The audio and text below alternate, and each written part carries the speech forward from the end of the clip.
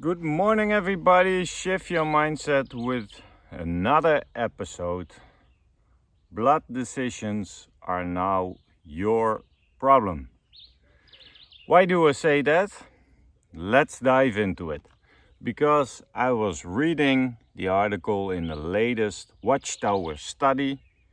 It's, I believe, July 2025, and one paragraph caught my attention. Why? It says, consider the matter of blood fractions. Each Christian must make up his own mind about whether to accept or to reject these fractions. We may find it a challenge to understand this matter fully, but making decisions like this is part of the load that each of us must carry. If we were to copy what somebody else decided to do, we could weaken our own conscience. We can train and improve our conscience only by using it. Start using it, I think. So, when should we ask a mature Christian for advice? After we have done our own research? Of course, only on jw.org. Medical treatment about blood, still not allowed to search outside the JW religion. But hey, do your own research. All the articles on jw.org. It's not the full research, people. But that's an all other topic. We may find it a challenge to understand this matter fully, but making decisions like this is part of the load that each of us must carry. It's not changed. Blood fractions, as we know, is not changed. It's a matter of conscience. It's still the same. But to repeat this year, we know there are cases, I believe in Czech, for certainly in Spain, it's about blood transfusions. It's about the stance of Watchtower on the blood doctrine. The fractions always been a matter of conscience. But to repeat it now, for me, it's not an accident. And let me know what you think about this, because I think this time it is about liability. Growing pile of lawsuits, also about blood transfusion, the stance on blood, and they don't want to be revoked with the tax exemptions. Fewer countries are recognizing them as a religion. So I think there is money on the line in court cases. Also to make this about liability. Hey, we always said it's a matter of their own conscience. We can't control what the people do if they take blood or whatever. We say it's and I think they will use this paragraph in this Watchtower if it comes to a court case. But I think they're giving the members maybe a little bit of autonomy, but it's full of loaded language, of course. And they are still training the JWs to make the right decision. I think this is a strategic retreat from the governing body instead of,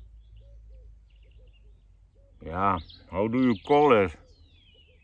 Spiritual growth? I don't know, is that a good sentence? But I think this has to do with the liability of the governing body of Watchtower, not about the well-being of their members.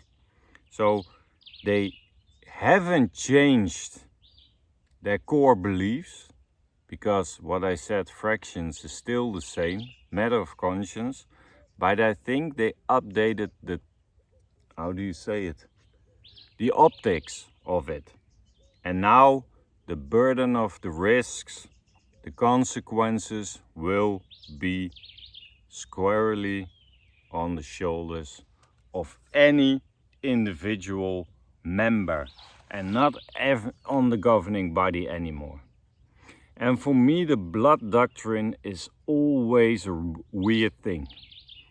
Fractions, where we talk about now is a matter of conscience, is even a bigger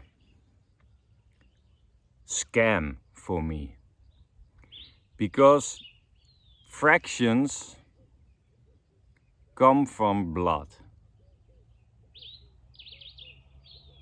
How, if someone's conscience allows it to get fractions, how do you get them? By people who donated blood. But Jehovah's Witnesses are not allowed to donate blood. So you're not donating blood, but you're receiving fractions of that blood from worldly people around you. If you don't follow me anymore, I understand, because it's hard for me to follow my own words now. So there is a lot of things are wrong about the whole blood thing. You can't donate blood, but you get fractions of blood. And you can't eat it as a whole, but you can have fractions. Does it still make sense? For me, this doesn't make sense anymore. They're getting weirder and weirder in their thing. Are Jehovah's Witnesses allowed to breastfeed their children? Yes, a lot of Jehovah's Witnesses I saw breastfed their children. Do you know that it's white blood cells who are transmitted from the mother to the child through milk? White blood cells. Why is it allowed for women to breastfeed children? But nobody's speaking about that. And there's a lot of other things that is about blood. Insulin, back in the days, used to use pig's blood, I believe. But then it was allowed when someone was obese or had sugar disease or whatever. So for me, it's getting a little bit too much about the whole blood thing. Because you have to pour it on the ground and all that stuff. All the scriptures are not 100% clear in my optics about, they're not talking about blood transfusion. It is about eating blood from animals and stuff like that. It's not about giving blood or receiving blood from a health procedure, an operation procedure, whatever. So for me, it doesn't make sense. I'm only glad that I escaped, that I'm out of the JW and those mind games, because how on earth can people make a good decision nowadays? But this article I found intriguing because they didn't change the beliefs on how they look at it. Fractions is a conscience matter. There's a little loaded language on it. It isn't approved, so I think most hardcore JWs won't get fractions, what I saw around me at the time. But I think Watchtower is retreating. They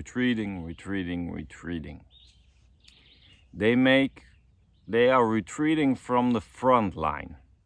And you see it in everything. So that's why this paragraph in a study article I found intriguing because you see it on multiple things about shunning, about disfellowshipping. More and more is gonna be put on the shoulders of the people in the front line, the elders and the other people. The load, the responsibility, when push comes to shovel, when shit hits the fan, is gonna be put on the shoulders of the people who are following Watchtower. And in my opinion, in this particular thing about the fraction, that paragraph also, they're gonna deny that they gave advice on how to live, on what somebody did in the medical procedure. But the strange thing is, although it seems like you have your own autonomy a little bit, when something happens, it has consequences for you. That's the strange double standards the Watchtower has. They put a lot of things on your shoulder for their liability, but on the other hand, there are still procedures in place that if you take something, you get disfellowshipped. If you do that, then you get disfellowshipped or removed or whatever. But this is also, I think, another chapter in the playbook of the governing body, that they don't want to have that liability when countries or courts or governments are asking them questions, or they're in the spotlight of some governments to revoke some tax exempt status, etc. So they're covering their tracks. They're retreating from the front line and make it as they are just some organ above the organization who gives advice. And if they take it, they take it. If they don't take it, no problem. But on the other hand, all the actions from you as an individual have consequences. But they portray themselves as just being an advisory board. Shareholders, an advisory board, what direction you have to go in life. That's the thing they claim to be now. We are the great advisors of how to live your best life. But on the other hand, when push comes to shove, there are consequences. You're out, you're getting marked, you're getting removed, you are stripped from your privileges, everything. So that's my take on this Watchtower article about blood. I always find it a strange thing. I'm happy that I don't have that blood card anymore in my purse or whatever, and that I'm free of this nonsense, because it's weighing on my shoulders. What do I do? And you look to other people who have the same spiritual knowledge as you. What do they choose for? Do they go with that machine or whatever? It's stressing, and people have the ability that they want to live. They have that feeling, that urge in them that they want to live and that will have the best care. So the blood doctrine is holding people back from maybe what they really want deep down inside. And that's not good. If you don't want blood, I'm happy. If you want blood, I'm happy too. It's a personal decision. But there is no personal decision in this religion, and that's the problem.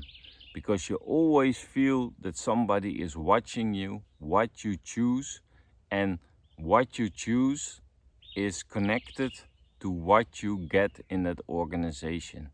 If you get a privilege or not, if you have someone's blessing or not, if you please Jehovah or he's angry at you, the guilt, the fear, everything is around that on all those decisions. So stop being a prisoner in your own jail. Be the prison guard and let yourself free. Free into the world to make your own decision, to live your own life on your terms, how you want it, what's feeling best for you. Trust your inner strength, trust your inner gut feeling.